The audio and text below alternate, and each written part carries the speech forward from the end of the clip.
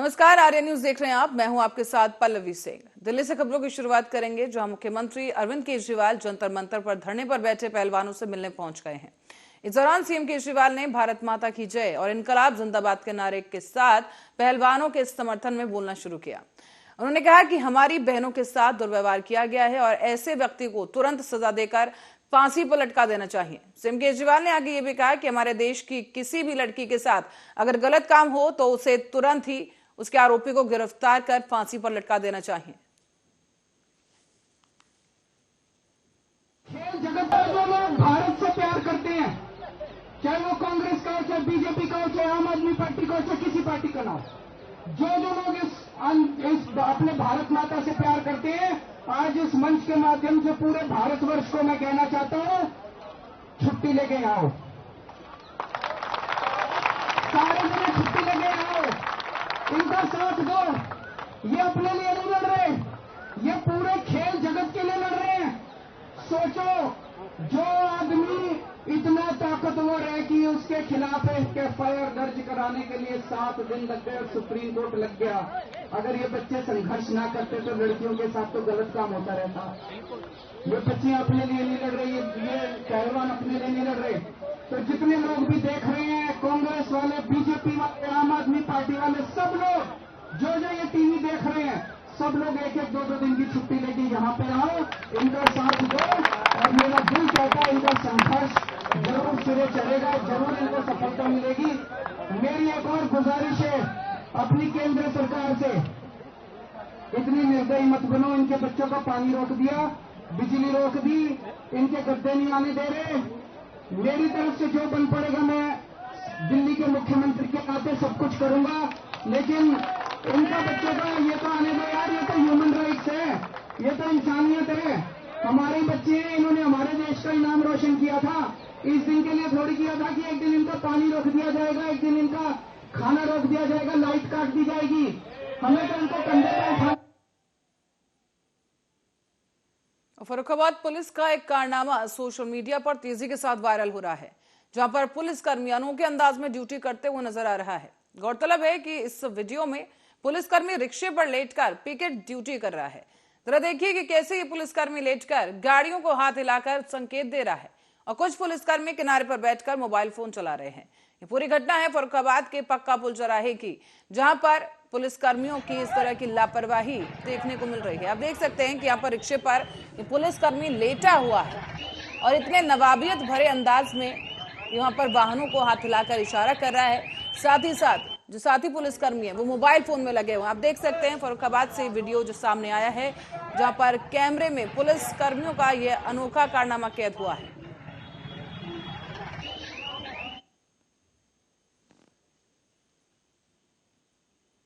और जम्मू कश्मीर की ओर रुख करेंगे, जहां पर पूर्व मुख्यमंत्री और पीडीपी प्रमुख महबूबा मुफ्ती ने केंद्र सरकार पर गंभीर सवाल उठा दिए हैं। उन्होंने कहा कि कुछ दिन पहले पुंछ में एक दुर्भाग्यपूर्ण घटना हुई थी, जिसमें हमारे 5 जवान शहीद हुए। पीडीपी अध्यक्ष महबूबा मुफ्ती ने जम्मू कश्मीर के पूर्व राज्यपाल सत्यपाल मलिक के हालिया इंटरव्यू का भी हवाला दिया और कहा कि पुलवामा हमले पर केंद्र को घेर लिया है। और ये कहा कि सत्यपाल मलिक ने कहा था कि सरकार ने पुलवामा हमले को छुपाने की कोशिश की। सवाल पूछा जाना चाहिए कि इतने सुरक्षित इलाके में पुंछ आतंकी हमला कैसे हो गया। जम्मू कश्मीर प्रशासन पर सवालिया निशान उठाते हुए महबूबा मुफ्ती ने यह भी कहा है कि पुंछ आतंकी हमले को लेकर यहां लोगों को पकड़ा जा रहा है, उन्हें प्रताड़ित किया जा रहा है और पूछताछ की जा रही है। मुख्तार शाह नाम के शख्स को पहले गिरफ्तार किया गया था, लेकिन बाद में कहा गया कि उसने पुलिस हिरासत में आत्महत्या कर ली है। अब हिरासत में कोई कैसे आत्महत्या कर सकता है?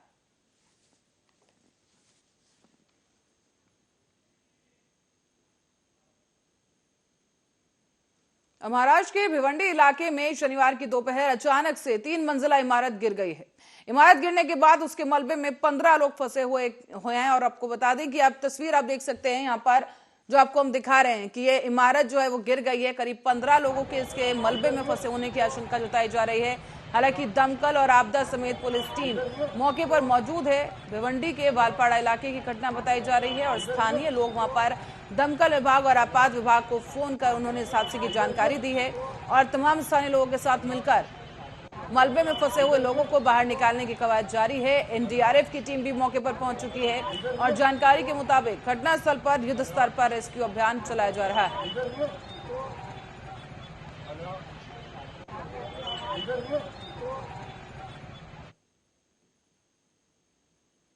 स्पेशल स्टाफ टीम को उस समय बड़ी सफलता हाथ लगी जब इंस्पेक्टर गुरमीत सिंह की अगुवाई वाली टीम ने जेब कतरों को गिरफ्तार कर लिया है।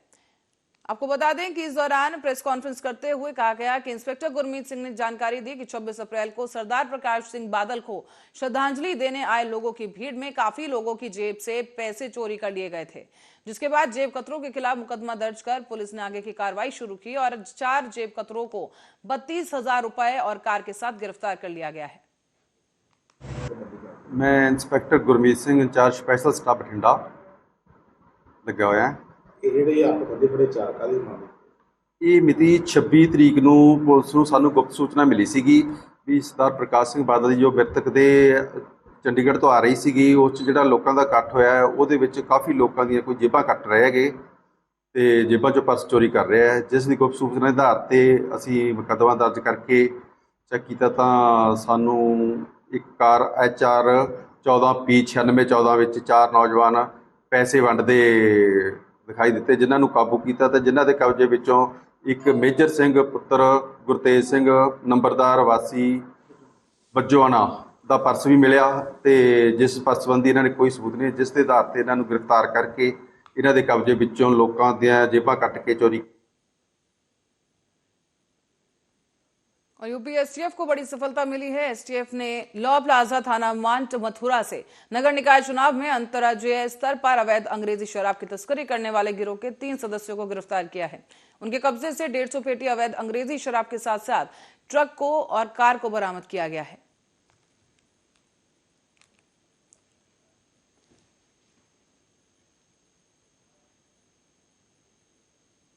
भारतीय जनता पार्टी के सांसद ब्रजभूषण चरण सिंह पर हुई एफआईआर के मामले में प्रदेश के डिप्टी सीएम केशव प्रसाद मौर्य ने गोलमोल जवाब दिया है। उन्होंने कहा कि एफआईआर के बाद विवेचना करने वाली अथॉरिटी अपना काम करती है, इसलिए उस पर कुछ टिप्पणी करना जायज नहीं है, टिप्पणी नहीं की जा सकती। और हम आपको बता दें कि केशव प्रसाद मौर्य यहां पर रायबरेली नगर पालिका परिषद के प्रत्याशी शालिनी कन्नौजिया के समर्थन में जनसभा करने पहुंचे थे, जहां उन्होंने मौर्य समाज बाहुल्य बस्तेपुर में आयोजित किए गए एक सभा के दौरान केशव प्रसाद मौर्य ने कहा कि पूरे प्रदेश समेत रायबरेली में भी कमल खिलने जा रहा है। चाहे बुंदेलखंड हो, चारों तरफ रोहेलखंड हो, चारों तरफ कमल खिल रहा है। हम रायबरेली नगर पालिका भी भारी अंतर से जीतने जा रहे हैं और यहाँ जनता के आशीर्वाद से शालिनी कन्नौजिया जी जीतेंगी और जो विकास का कार्य अधूरा है उसको पूरा करने का काम करेंगे। और यह मुझे विश्वास है कि भारी मतदान होगा और 13 मई को जो मैं एक नारा हर जगह लगा रहा हूँ, 13 मई सपा बसपा कांग्रेस गई, यह जनता के आशीर्वाद से सफल होगा और भाजपा वोट नहीं, वोट के रूप में कर्ज और कर्ज को विकास करके ब्याज के साथ चुकता करने का काम करेंगे। ये प्रदूषण वाले मामले में क्या कहेंगे साहब? मुकदमा दर्ज कर लिया गया है, तो जिसमें मुकदमा दर्ज हो जाए, जो उसमें विवेचना करने वाली अथॉरिटी होती है वो विवेचना करती है और उसमें। खबर अब कानपुर देहात से है। बता दें कि पुलिस से अभद्रता करने वाले आरोपी को पकड़ने पर अराजक तत्वों ने थाने में पथराव करना शुरू कर दिया है। दरअसल कंजर डेरा के अराजक तत्वों ने पुलिस के साथ अभद्रता की, हालांकि पुलिस ने एक को गिरफ्तार कर लिया, जिसके बाद से पुलिस स्टेशन में उपद्रवियों ने हंगामा किया है। थाना मंगलपुर क्षेत्र के रहने वाले एक व्यक्ति के द्वारा थाने में धैर्य दिया गया कि शाम को जब उनकी बेटी छत पे थी तो बगल की बस्ती के कुछ लड़कों द्वारा अश्लील हरकत उसके साथ किया गया, जिसकी शिकायत उसने घर पे की थी। वे विरोध स्वरूप समझाने के लिए बस्ती में गए, जहाँ पे रहने वाले संतोष बिहार तथा उसके सारे 25-30 लोग, जिसमें कुछ महिलाएं भी सम्मिलित थी, ने इनके साथ गाली गलौज करने लगे, मारपीट करने लगे तथा पत्थरबाजी भी करने लगे। कुछ पत्थर थाने में के प्रांगण में तक भी आए और जिससे कई लोग घायल भी हुए। उक्त संबंध में सुसंगत धाराओं में मुकदमा दर्ज करते हुए नियमानुसार आवश्यक कार्रवाई कराई जा रही है। बोले सर, हमारे बच्चे जो है छत पे खेल रहे थे, उसी के लिए कुछ कंजरों के लड़के बदतमीजी कर रहे थे, जिसका हमने विरोध किया और थाने पे सूचना दी कि हमें बच्चे बदतमीजी कर रहे हैं। जब थाने पुलिस गई तो थाने पुलिस के भी ऊपर जो है पथराव किया और उनके। और गाजियाबाद के लोनी से खबर है, जहां राष्ट्रीय लोकदल प्रत्याशी रंजिता धामा पत्नी मनोज धामा ने चुनावी कार्यालय का उद्घाटन किया है। इस दौरान खतौली विधायक मदन भैया भी वहां मौजूद रहे और लोनी विधायक जाकिर अली समेत सैकड़ों की संख्या में कार्यकर्ता भी मौजूद रहे। इस दौरान विधायक मदन भैया ने बताया है कि लोनी में 10 सालों से किए गए विकास कार्यों का फल मनोज धामा और रंजिता धामा को मिलने जा रहा है। लोनी में राष्ट्रीय लोकदल पार्टी का प्रत्याशी ही विजय होगा।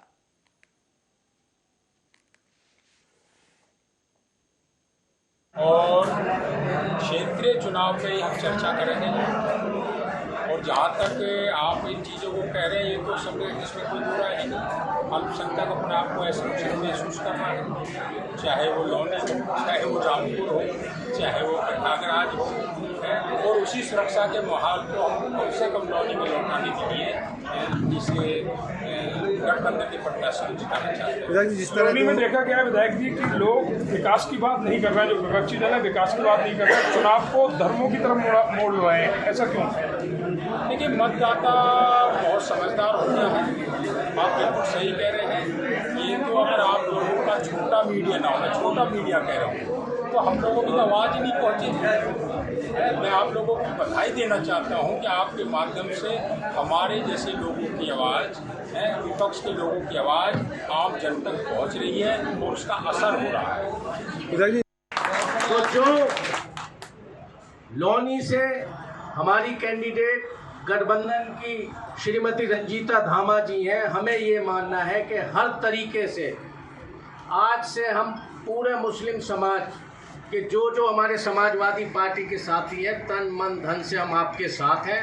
आप अपने समाज को जोड़ो, हम अपने समाज को जोड़ते हैं और इंशाअल्लाह 11 तारीख को दोबारा से चेयरमैन बनने जा रही हैं। ये इतिहास बनेगा लोनी का, तीसरी बार हैट्रिक अगर कोई लगेगी चेयरमैनी में तो श्री धामा परिवार।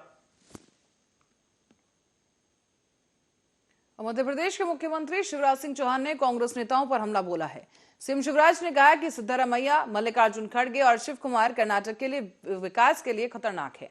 उन्होंने इन तीनों नेताओं को एसएमएस बताया है और सीएम शिवराज सिंह चौहान ने कहा कि सिद्धरामैया, मल्लिकार्जुन खड़गे और शिव कुमार यानी कि एसएमएस कर्नाटक के विकास के लिए खतरनाक है। जिस तरह एक करप्ट मैसेज मोबाइल को खराब कर देता है, वैसे ही एसएमएस कर्नाटक के भविष्य को तबाह और बर्बाद कर देगा। देश विषकुंभ बन गई है। मोदी जी के बारे में जहर ही फैलाती रहती है। कभी कहते हैं मोदी मौत के सौदागर हैं, कोई कहता है सारे मोदी चोर हैं, कोई कहता है कि मोदी जी सांप है, कोई उनको नीच बोलता है। अब ये सत्ता जाने की छटपटाहट है। मोदी जी के कारण हमारी सत्ता चली गई और वो जो छटपटाहट है, वो जो दर्द और पीड़ा है, वो बौखलाहट में बदल गया है। इसलिए कांग्रेस के विषकुंभ से जहरीले बयान निकल रहे हैं, लेकिन मोदी जी तो जहर पीने वाले, विषपान करने वाले नीलकंठ है। वो जहर पी रहे हैं देश की जनता के लिए, देश के विकास के लिए, और दिन और रात देश के विकास में लगे हुए हैं। और आगामी कर्नाटक विधानसभा चुनाव के लिए भारतीय जनता पार्टी का चुनावी अभियान राज्य में प्रधानमंत्री नरेंद्र मोदी के आक्रामक आउटरीच कार्यक्रम के साथ गति प्राप्त करने के लिए तैयार है। प्रधानमंत्री के कल से कर्नाटक में चुनाव प्रचार उन्होंने शुरू कर दिया है और इसमें राज्य भर में 6 दिनों तक रोड शो रैलियां शामिल हैं, जो कि 7 मई तक जारी रहेगा। कर्नाटक में 10 मई को मतदान है और नतीजे 13 मई को घोषित किए जाएंगे। इसी बीच प्रधानमंत्री नरेंद्र मोदी के खिलाफ अपनी जहरीली सांप वाली टिप्पणी के बाद विवाद के बाद कांग्रेस के अध्यक्ष मल्लिकार्जुन खड़गे ने माफी मांगी है। उन्होंने कहा है अपनी सफाई में कि अगर मेरे बयान से किसी को ठेस पहुंची है और अगर इसका गलत अर्थ निकाला गया है, किसी को दुख पहुंचा हो, तो मैं इसके लिए विशेष खेद व्यक्त करता हूं। ಮೋದಿ ಅಂದ್ರೆ ಈ ವಿಷದ ಹಾವಿದ್ದಂಗೆ. ನೀವಂದ್ರೆ ಇದು ವಿಷ ಅದ ಇಲ್ಲ ನೋಡೋಣ, ಸ್ವಲ್ಪ ನೆಕ್ ನೋಡೋಣ, ನೆಕ್ಕಕ್ ಹೋಗಿರಿ, ನೆಕ್ಕರು ಸತ್ತ ಇಲ್ಲ. ಇದು ವಿಷ ಅದನೋ ಎಲ್ಲೋ ಮೋದಿ ಕೊಟ್ಟಣ, ಒಳ್ಳೆ ಮನುಷ್ಯನ ಪ್ರಧಾನ ಮಂತ್ರಿ, ನಾವು ಸ್ವಲ್ಪ ನೋಡೋಣ, ನೆಕ್ ನೋಡೋಣ ಅಂತ ಹೇಳಿ ಆ ವಿಷಯವನ್ನ ನೆಕ್ ನೋಡಿದ್ರೆ ನೀವು ಮಲಗೇ ಬಿಡ್ತೀರಲ್ಲೇ. ಅವ್ರಿಗೆ ಮುಗಿದಿದ್ದೆಲ್ಲ ಭಾರತೀಯ ಜನತಾ ಪಾರ್ಟಿ ಅದು ಒಂದೇನಪ್ಪ ಅಂತಂದ್ರೆ ಹಾವು ಇದ್ದಂಗೆ ಅದಕ್ಕೆ ನೀವು ಹಿಂಗ ಸ್ವಲ್ಪ ಏನು ಹೇಳ್ದೆ ನೆಕ್ ನೋಡ್ತೀನಿ ಅಂತಂದ್ರೆ ಅಲ್ಟಿಮೇಟ್ಲಿ ಅದು ಡೆತ್ ಅಪ್ಪ ಅಂತ ಹೇಳಿದೆ. ಅವ್ರಿಗೆ ಹೇಳಿಲ್ಲ ಯಾಕಂದ್ರೆ ನಾ ಹೇಳಿದ ಮೊದಲೇನೆ ವೈಯಕ್ತಿಕವಾಗಿ ನಾ ಯಾರಿಗೂ ಹೇಳೋದು ಇಲ್ಲ, ಈಗೂ ಹೇಳಿನಿ ವೈಯಕ್ತಿಕವಾಗಿ ಯಾರ ಬಗ್ಗೆ ನನಗೆ ಅಸೂಯಿಲ್ಲ. ಆದ್ರೆ ನಿಮ್ಮ ಐಡಿಯಾಲಜಿ ಏನಿದೆ ಅದು ಒಂದು ವಿಷಯದಂಗಿದೆ. ಆ ಐಡಿಯಾಲಜಿಗೆ ನೀವು ಸಪೋರ್ಟ್ ಮಾಡಿದ್ರೆ ನಾನು ನೆಕ್ ನೋಡ್ತೀನಿ ಅಂತಂದ್ರೆ ಡೆತ್ ಇಸ್ ಸಕ್. प्रधानमंत्री नरेंद्र मोदी ने कर्नाटक में अपनी चुनावी रैली शुरू कर दी है। आपको बता दें कि ये उनकी पहली चुनावी रैली कर्नाटक में है और इस रैली को उन्होंने बिदर के हुमनाबाद से शुरू किया है। उन्हें सुनने के लिए बड़ी संख्या में लोग इकट्ठा हुए, जहां पर प्रधानमंत्री ने कहा कि ये मेरा सौभाग्य है कि इस विधानसभा चुनाव में मेरी शुरुआत बिदर से हो रही है। बिदर का आशीर्वाद मुझे तब भी मिला था जब मैं पीएम पद का उम्मीदवार बना था और आज इतनी बड़ी संख्या में यहां पर आकर लोगों ने अपने पूरे देश को संदेश दे दिया है कि इस बार भाजपा सरकार। बीदरी 8 की दशकों तक सेवा करने वाले साथी शाह रशीद अहमद कादरी को पद्म पुरस्कार मिला। कांग्रेस की सरकार ने उन्हें सिर्फ हताशा दी थी, निराशा दी थी। भाइयों और बहनों, बीदर एक भारत श्रेष्ठ भारत की तीर्थस्थली है। गोराटा यहां से ज्यादा दूर नहीं है। गोराटा में किसानों के बलिदान को कांग्रेस ने भुला दिया था, सिर्फ इस डर से कि कहीं कांग्रेस का वोट बैंक नाराज ना हो जाए। वहां जो शहीदों का स्मारक पत्थर था, उससे भी जो धूल सफाई का काम ये भी बीजेपी ने किया। भाइयों, अब तो दर्जनों बलिदानियों को समर्पित शहीद स्मारक वहां बन गया है और तिरंगा शान से लहरा रहा है। साथियों, अस्थिर सरकार, जोड़ तोड़ से बनी सरकार के दुष्परिणाम कर्नाटका ने बहुत भुगते हैं। एक अस्थिर सरकार का फोकस लोगों की सेवा पर नहीं होता है। आपको याद होगा कि कांग्रेस जेडीएस सरकार के मुखिया ने माना था कि वो कांग्रेस की दया पर चल रहे हैं। जेडीएस की जवाबदेही कांग्रेस के प्रति है, कर्नाटका के लोगों के प्रति नहीं है। ये जो उनका सत्ता प्रेम है, ये जो उनका कुर्सी गंवाने का डर है, ये उन्हें आपके लिए कुछ करने नहीं देगा। कांग्रेस के लोग कान खोल करके सुन ले। आपने जब जब जिसको गाली दी है, उन्होंने आपको ऐसी सजा दी है, आप दोबारा खड़े नहीं हो पाए हैं। इस बार कर्नाटका में भी ये गाली का जवाब, इनके सम्मान पर जो चोट पहुंची है, उसका जवाब वोट से दिया जाएगा। भाइयों बहनों, जब ये लोग मुझे गाली देते हैं, अब इतनी गालियां हो गई 91, और उनके टॉप मोस्ट नेता देते रहे, कोई ऐसे नहीं, छोटे मोटे कार्यकर्ता नहीं। और तब मैं सोचता हूं कि भाई ये कांग्रेस ऐसी पार्टी है, उसने तो संविधान निर्माता बाबा साहब आंबेडकर को भी ऐसी गालियां दी थी, बाबा साहब को भी छोड़ा नहीं था। एक बार खुद बाबा साहब ने सार्वजनिक तौर पर विस्तार से बताया था कि कांग्रेस उन्हें बार बार गालियां देती है। कांग्रेस ने बाबा साहब को क्या क्या नहीं कहा। कांग्रेस बाबा साहब को राक्षस, राष्ट्रद्रोही, दगाबाज दोस्त, आप सुनकर के हैरान हो जाएंगे। उस जमाने में बाबा साहब जैसे महापुरुष को कांग्रेस ने ऐसी ऐसी गालियां दी थी। कितने ही अपमानजनक शब्दों से वो आए दिन बाबा साहब को अपमानित करते थे। आज भी हम लोग देखते हैं कि कांग्रेस कैसे वीर सावरकर जी को गालियां देती रहती है। कांग्रेस ने देश के जिन महान सपूतों को गालियां दी है, बड़े से बड़े महापुरुष उनकी गालियों के शिकार हुए हैं। और जब ये सब मैं देखता हूं तो मुझे लगता है चलिए कांग्रेस भी मुझे इतना उन लोगों की तरह सम्मान देती है जो उन्होंने बाबा साहब आंबेडकर को दिया, जो उन्होंने वीर सावरकर को दिया, वैसी ही गालियां मोदी को दे रहे हैं। अब बाबा साहब वीर सावरकर की तरह अगर वो मोदी को गाली देते हैं तो मैं तो इसे उपहार मानता हूं। और कांग्रेस गाली देने में समय बर्बाद करती रहेगी। मैं जनता जनार्दन की सेवा में अपने आप को खपाता रहूंगा, दिन रात काम करूंगा, ज्यादा काम करूंगा।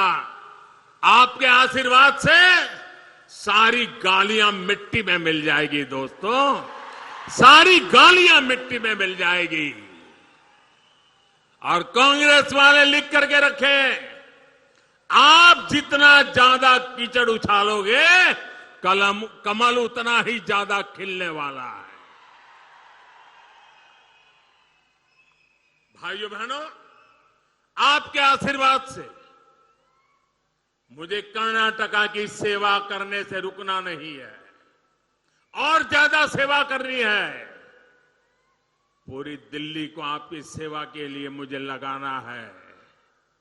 इस बार फिर एक बार कर्नाटका को तेज विकास के लिए पूर्ण बहुमत की, ये मेरे शब्द याद रखिए, पूर्ण बहुमत की स्थायी और मजबूत बीजेपी सरकार चाहिए।